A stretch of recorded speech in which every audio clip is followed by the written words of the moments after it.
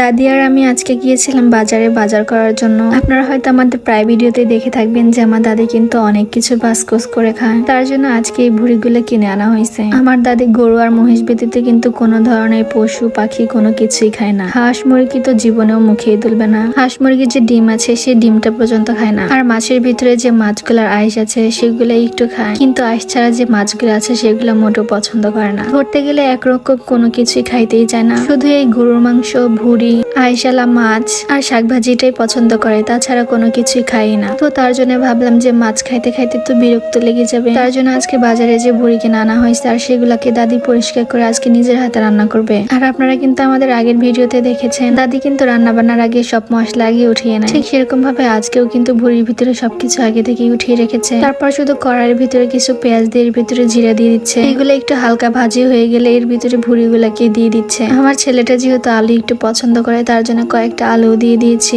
মাংস জাতীয় সবকিছু তো একইভাবে রান্না করতে হয়, তো সেরকম ভাবে আগে এই ভুড়িগুলাকে কষিয়ে নিবে। কষানোর জন্য প্রথমে একটু সামান্য পরিমাণে পানি দিয়ে দিচ্ছে, কারণ ভুড়ি যেহেতু সিদ্ধ করে তারপরে কাটা হয়, তার জন্য বেশি একটা পানি দিয়ে কষানোর প্রয়োজনই হয় না। এই যে পানিটুকু দিল, এই পানিটুকু দিয়ে কষিয়ে নিবে, এরপরে একবারে ঝোল দিয়ে দিবে। আমার দাদি কিন্তু এই ভুড়িটা একটু বেশি পছন্দ করে, আর দাদির হাতের এই ভুড়িটা খাইতেও বেশ মজা লাগে। তার জন্যই দাদিকে বলেছি যে তুমি ভুড়ি রান্না করবা, তোমার হাতের ভুড়িটা অনেক বেশি মজা লাগে। আপনারা হয়তো কালারটা দেখলেই বুঝতে পারবেন যে কি সুন্দর হয়েছে, আর খাইতেও কিন্তু ঠিক ততটাই লোভনীয় ছিল। এই তো কষানো হয়ে গেছে, এখন একবারে ঝোল দিয়ে দিচ্ছে। আর আজকে যে রান্না করবে একবারে মাখা মাখা করে রান্না করবে, ঝোলই রাখবে না। আর ভুড়ির কিন্তু পাতলা ঝোলটা ভালো লাগে না, একটু মাখা মাখা করে রান্না করলেই ভালো লাগে। চাল পড়তে পড়তে একদম ভুড়িটা মাখা মাখা হয়ে গেছে, দেখেই তো লোভনীয় লাগতেছে, আমার তো এখনই আবার খাইতে ইচ্ছে করতেছে। যাই হোক, ভুড়িটা রান্না করা শেষ, এরপরে কিন্তু মূলার শাক ভাজি করবে। আজকে বাজারে থেকে বেশ কয়েক প্রকারের শাকও কিনে নিয়ে আসা হয়েছে।